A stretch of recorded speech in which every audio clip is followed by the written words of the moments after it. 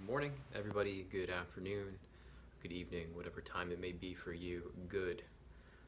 And I want to just simply reflect with you today on something I've brought up in previous videos on multiple occasions, but that I am very passionate about bringing to everyone's awareness, including my own, as a daily reminder. Okay. And what I'm trying to really have in the front and center of the way that we think and the way that we understand the world is that we have developed in relationships, okay, attachments, right? And that undergirding the attachment process is a sense of pain, that is disconnection, or pleasure, right? That is connection. And that as adults, we carry with us that circuitry. And it's been a running theme in my life as I've tried to understand what it would require for me to do healing work as a therapist, and understanding this on a biomedical level, on a neuroscientific level. The neurobiology of attachment, the neuroscience of understanding pain and pleasure. And so I discovered the work of Matthew Lieberman, a neuroscientist at UCLA, who discovered the neural basis for pain processing and how pain processing overlaps with social pain processing in the brain. And that a region of the brain, namely the anterior cingulate cortex, which is uniquely developed in mammals. So reptiles don't have it, dogs and cats have it, human beings have it, that within this region of the brain is where the densest amount of opioid receptors exist, and that these opioid receptors are involved in our regulation of pain processes. Why is this relevant? Why is this important?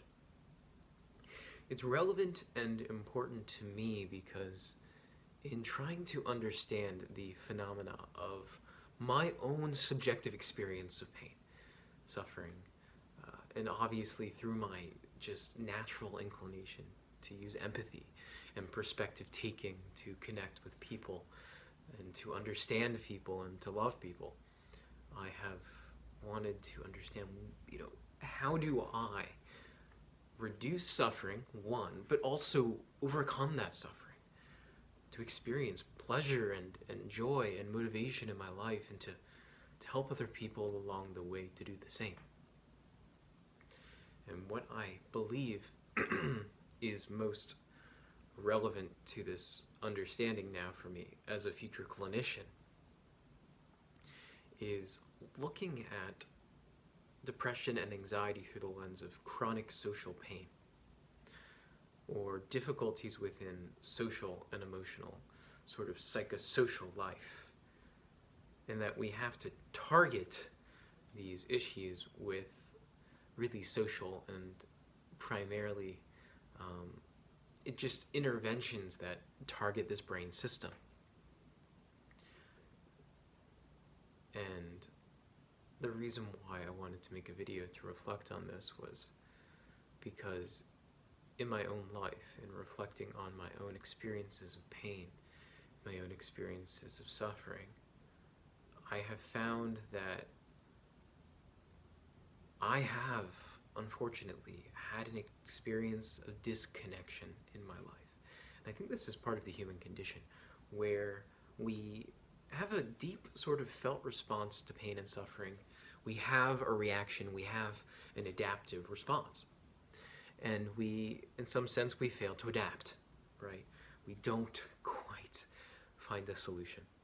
And I think in my case, it's been something like a lack of motivation, a numbing, an apathy, an overwhelming sense of laziness.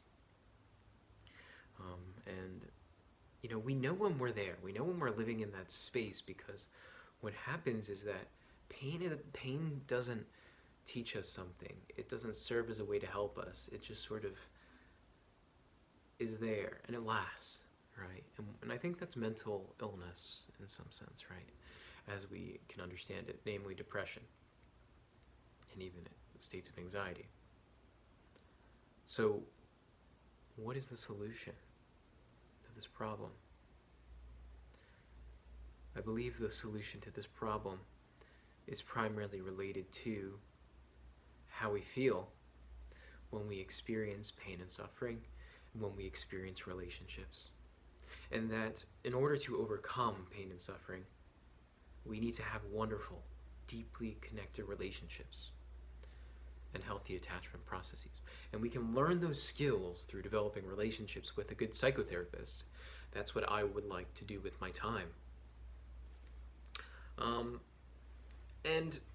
With that all being said, let's take a step back and look at life through the lens of two main things. We have an experience of pain and suffering through our body, through our viscera. This is modulated through the posterior part of the brain called the insula.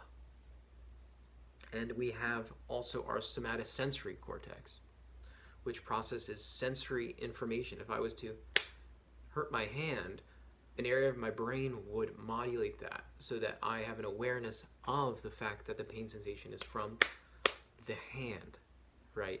And then I have my internal sensations of my gut and my body and my organs, right?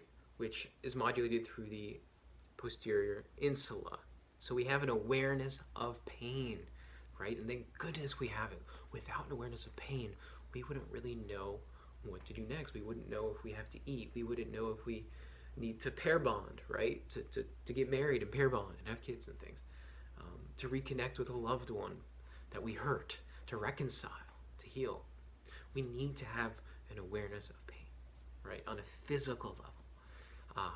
But is that all that makes us human? Absolutely not. So we have the outer parts of the brain, namely the prefrontal cortex, which grant us an awareness, right? An awareness of the narrative. Yes. The narrative or the story surrounding how we're relating or failing to relate, right? In most cases. How we're disconnected. How we aren't able to be our true selves with people. How we wear masks and play games and, insert all different criteria for diagnoses on, in psychiatric medicine. We have this interplay, and I would argue proclivity to disconnect from the narrative structure of our experience and then the sensation of our experience.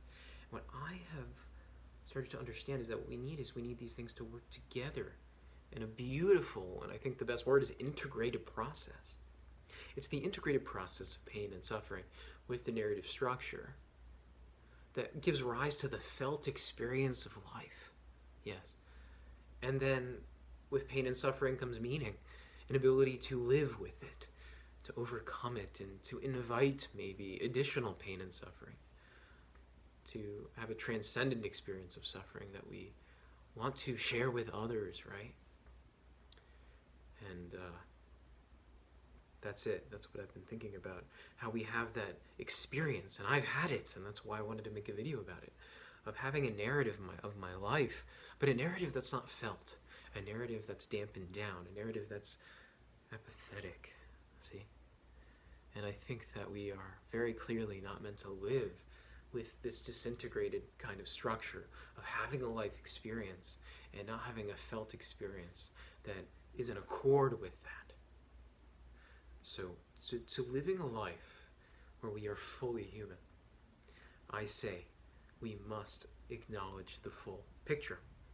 And that is my goal as a future psychiatric provider and as a psychotherapist, that we can actually learn to experience life again and then share life.